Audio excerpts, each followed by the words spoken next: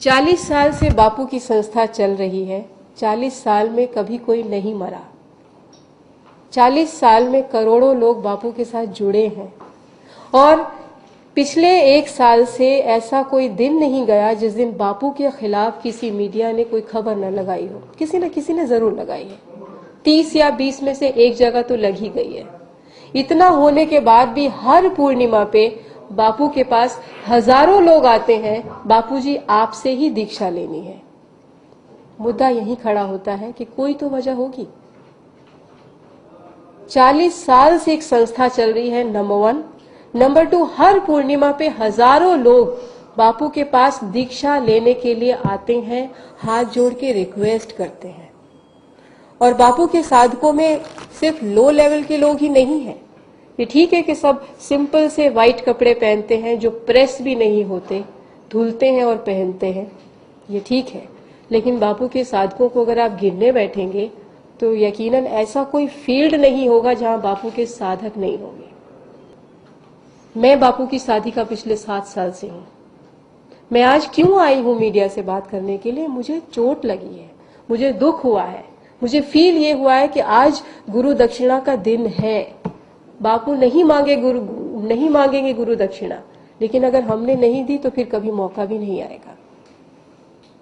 बापू के गुरुकुल पिछले 2004 से चल रहे हैं।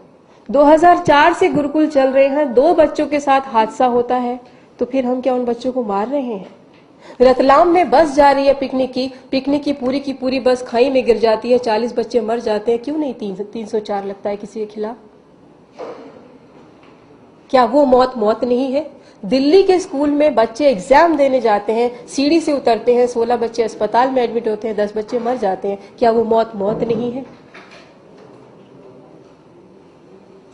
मेरा दिल इसलिए दुखी होता है कि वो 2 बच्चों की मौत वकील बहुत जिसके घर से जाता है ना, दुख उसको होता है, उसको पता होता है उसका क्या गया है। अब मेन मुद्दे पे आते हैं। पिछले 40 साल से संस्था चल रही है। 30 से 35 लोग ऐसे हैं उस संस्था से टूट के निकल गए हैं। उनकी वजह अपनी थी। पहला नाम अखबारों में छपता है प्रजापति वैद्य प्रजापति, जो कि 18 साल बापू की संस्था में वैद्यगिरी करता रहा। अगर संस्था खराब थी तो वो आदमी 18 साल तक क्या करता रहा? नंबर 1। दूसरा नाम आता है राजू चंडाक का, जिसको राजू लंबू के नाम से जाना जाता है। वो दावा करता है कि मैं 20 साल संस्था में रहा हूं। अगर संस्था खराब थी तो वो व्यक्ति 20 साल कैसे रह गया? चलिए मान लेते हैं संस्था खराब थी, तो 1 दिन, 2 दिन, 3 दिन, 20 दिन बाद पता नहीं चल जाएगा कि संस्था खराब है? 20 साल वो आदमी रहता है, 20 साल वो फ्री सेवा करता है, हाथ जोड़ के प्रार्थना करता है, बापू के आगे पीछे घूमता है, और 20 साल बाद फिर जब निकलता है अपनी वजह से, उसके निकलने की वजह भी हम बता देंगे, बहुत सारी वजह है। जब वो निकलता है तो बाहर जाके बोलता है कि मैं तो इस आश्रम को खत्म कर दूंगा। क्या एक अकेला आदमी 40 साल से चली आ रही संस्था जिसके करोड़ों साधकों को खत्म करने की कोशिश कर सकता, खत्म कर लेगा? वो अपने साथ उन साधकों को भी जोड़ लेता है जो और धीरे धीरे निकल रहे हैं। 35 लोग निकल चुके हैं। 35 लोग अगर निकले हैं, 40 साल से संस्था चल रही है, तो वो खराब है कि ये खराब है? डिसीजन आपके सामने है। बापू के साधकों में आईएएस भी हैं, पॉलिटिशियन भी हैं, साइंटिस्ट भी हैं, डॉक्टर भी हैं, स्टूडेंट भी हैं, और देश विदेश सब जगह पे। और हर पूर्णिमा पे आप देखेंगे इतने कुप्रचार के बाद भी हर पूर्णिमा पे, आप किसी पूर्णिमा पे बापू के सत्संग में आप जाके खड़े होके देखिए, आप कुप्रचार हो रहा है, ओके, एक तरफ हो रहा है, लेकिन फिर दूसरी तरफ ये भी तो देखिए कि हजारों लोग उस कड़ी में जुड़ने को तैयार हैं। तो संस्था खराब होगी क्या? ये डिसीजन मैं आप पे छोड़ती हूँ। मान लीजिए संस्था खराब है, तो क्या ये करोड़ों लोग मूर्ख हैं, बेवकूफ हैं? कुछ तो रीजन होगा ना बापू के पास। बापू के साधकों की लिस्ट में गिनवा दूं, अभी मैं आपको एक सीधी कोशिश करूंगी दिखाने की। ईशांत शर्मा बॉलिंग करता है इंडियन क्रिकेट टीम में, उसकी एक बहन है ईवा शर्मा।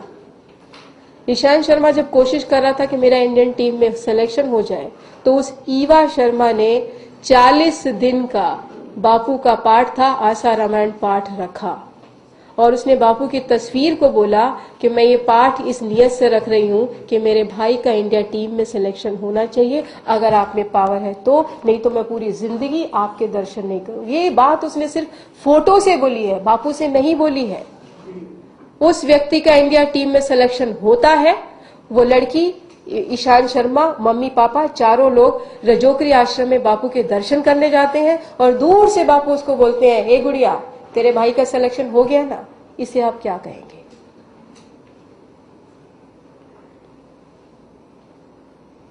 क्या मूर्खता है? मैं खुद एक चैनल में प्रोग्रामिंग हेड रह चुकी हूँ। 19 प्रोग्राम की मैं प्रोग्रामिंग हेड थी। किचन से लेके क्राइम तक मैं प्रोग्राम बनाती थी। मुझे मालूम है कि एक इलेक्ट्रॉनिक मीडिया में काम करने का प्रेशर क्या होता है। मैंने वो प्रेशर बियर किया है, मैंने वो कंपटीशन देखा है। मगर इसका मतलब ये कहीं नहीं होता कि हम खबर के साथ इतना पक्षपात करें कि हम खुद के जज्बात को भूल जाएं। एक संत सिर्फ एक काम कर रहा है, भारतीय संस्कृति को मरने नहीं दे रहा है। सिर्फ ये काम कर रहा है। इसमें क्या गुनाह है मुझे ये बता दीजिए। मैं 35 कप चाय पीती थी एक दिन में, 35 कप चाय, जो कि विमेन ऑब्डेमनॉन के लिए कहीं भी अच्छा नहीं है। साइंस से देख लीजिए, किसी भी तरीके से देख लीजिए, एक महिला का एब्डोमिनल सिस्टम इतना स्ट्रांग होता ही नहीं है कि 35 कप की निकोटीन वो बर्दाश्त कर ले। मैं पीती थी।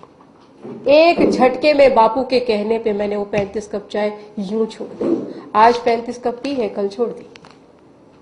जो 4 सालों से 35 कप चाय पीता हो वो एक झटके में छोड़ दे, तो क्या बापू की आवाज में पावर नहीं होगी? करोड़ों साधक बापू के साथ जुड़े हैं, सिर्फ इसलिए चुप हैं क्योंकि बापू ने रोक रखा है। 11 नवंबर को 5000 लोगों की रैली निकली थी आपके अहमदाबाद में। मैं दिल्ली में थी, मगर मुझे खबर थी कि समिति के लोगों ने मिलकर एक रैली निकाली है। रैली का पर्पस क्या है कि बापू के खिलाफ जो खबरें छप रही हैं उसका या तो आधार बताया जाए या वो रोकी जाए। मैं आपको वो खबर भी दिखाती हूँ। खबर का कोई आधार नहीं है, फिर भी खबर छप रही है। आप छापिए खबर, आपको कोई रोक नहीं है, लेकिन कम से कम उसका बेस तो हो। बगैर बेस के आप न्यूज छाप रहे हैं, आप कहाँ ले जा रहे हैं पब्लिक को? आप तो लीडर्स हैं। लीडर ही गलत चलेगा तो कहां जाएगी जनता? आप खुद सोचिए, एक नौजवान 2 बूंद शराब के लिए एक यंग लड़की को 150 लोगों के सामने गोली मार देता है। आप चाहते हैं ये संस्कार आपके घर में बने? बापू नहीं चाहते। और 150 लोगों में किसी का जज्बा नहीं सामने आता ये कहने के लिए कि मेरी आंखों के सामने इस लड़की को गोली मारी गई है। आप चाहते हैं ऐसे संस्कार हमारे इंडिया में हो? हमारे बापू नहीं चाहते, हम भी नहीं चाहते, इसलिए हम बापू के साथ जुड़े हैं। और हम चाहते हैं कि आप कोऑपरेट करें, वरना तस्वीर इतनी खराब हो जाएगी इस देश की, संभाले नहीं संभलेगा अगर आज हम नहीं जागे तो। 11 नवंबर की बात चल रही थी, रैली थी, 5000 लोगों ने रैली में भाग लिया। अहमदाबाद में मौन रूप से 5000 लोग इकट्ठे हो, क्या ये खबर नहीं है? किसी चैनल में नहीं था, किसी अखबार में नहीं था, छोटा सा राजस्थान पत्रिका में बॉक्स था, बस इतना सा।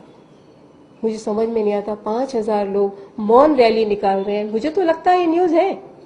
उसके बाद आधी रात को एक लंदन रिटर्न्ड एमबीए, जो कि पढ़ा लिखा समझदार हैंडसम आदमी है, लंदन रिटर्न एमबीए बापू का साधक, रात के 11 बजे अनशन पे बैठता है।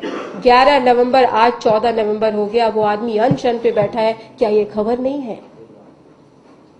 वो बेवकूफ था जो लंदन से उठ के अहमदाबाद आया और अहमदाबाद आकर के सिर्फ अपनी एक आवाज उठा रहा है कि मेरे बापू के खिलाफ ये बेसलेस खबरें बंद कर दीजिए।